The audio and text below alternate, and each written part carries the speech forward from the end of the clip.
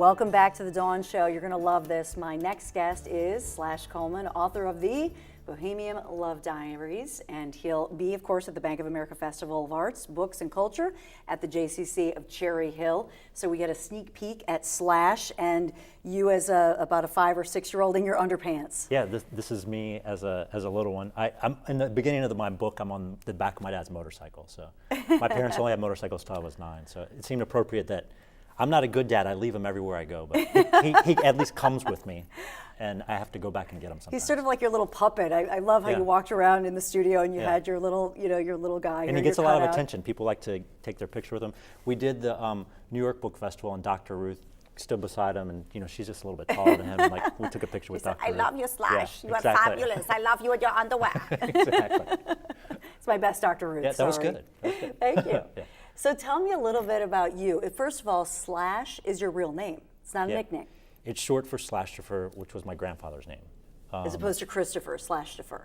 Yeah, he was a cool guy. He was a dancer in the Moulin Rouge. My grandmother helped him design sets there, and eventually wanted to become a tailor to the stars, and brought our family when they came over, from Europe at the end of the war, down to Virginia, which was where I was raised. So. And you make fun of this. You say, yes, I'm from Virginia. You have a little fun with that because I guess in New York you have that little twang, Yeah, well, I left Virginia right after high school. I thought it was like the biggest redneck town in the world, especially Richmond, which was is the capital of the Confederacy still. My accent tends to come back if I speak for more than an hour when I usually perform my stories, but I purposely lost my accent when I left because I didn't want to be associated with that. But now it's a little bit different. It's cool. Yeah. You make the redneck in you work for you, Yeah.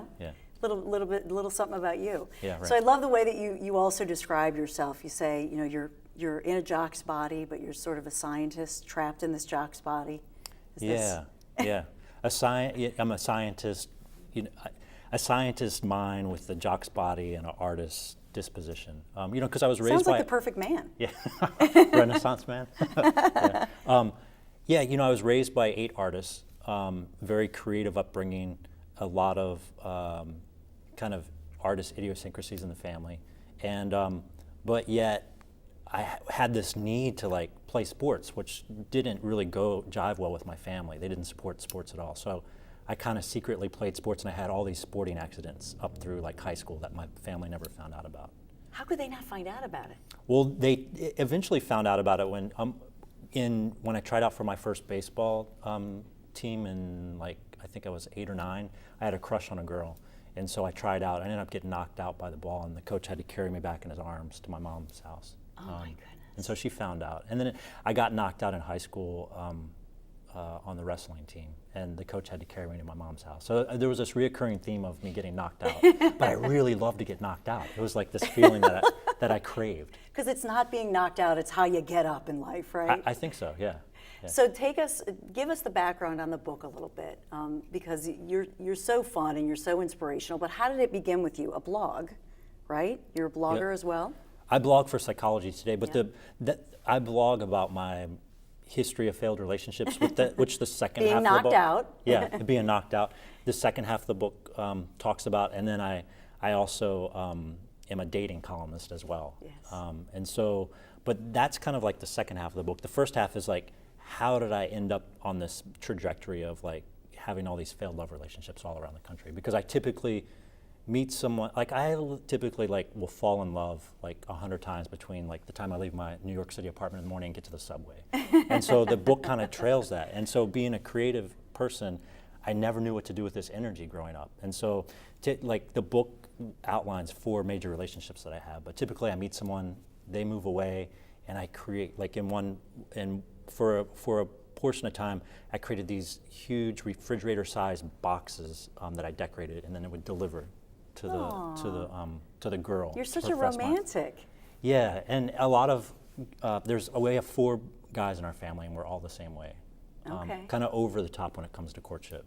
And a lot of women say that's what they want, but when you get a refrigerator-sized box and you don't know who it's from on your doorstep, it can be a little like weird, which I didn't realize at the time.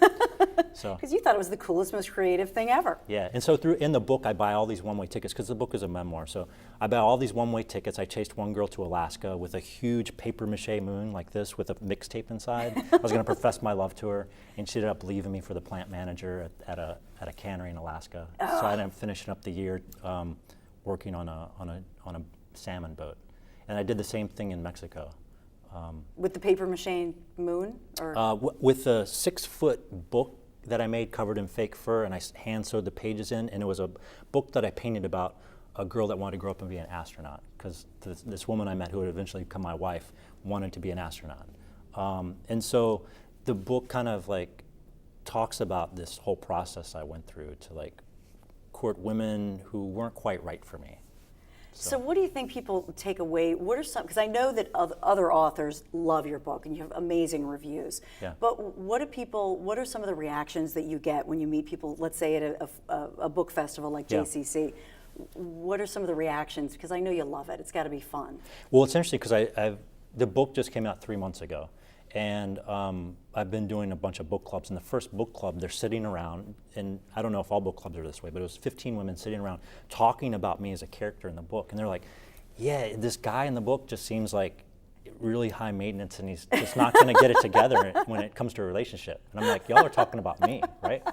And so and by the end I was like, well, can y'all give this character in the book some advice? And so, but for me it was like almost a ritual in creating this book, which was like, I'll be able to put behind all this wonky love karma I have and like start fresh and anew, like once this book is published. It was like a pact I made with myself. So is it, in a way, it's even to have the child in you beside you, it's a way for you to take yourself aside and look at yourself in a whole new way?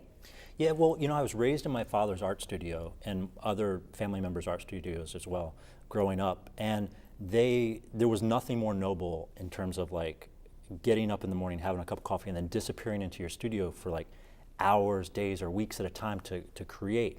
And my father always felt that you could do two things with your creation. One, you could escape from it. And so for the longest time, up until like in my 30s, I wrote fiction to escape my life. No matter how bad my heart had been broken, I could go into a library with a new notebook and create something to get me out of that place.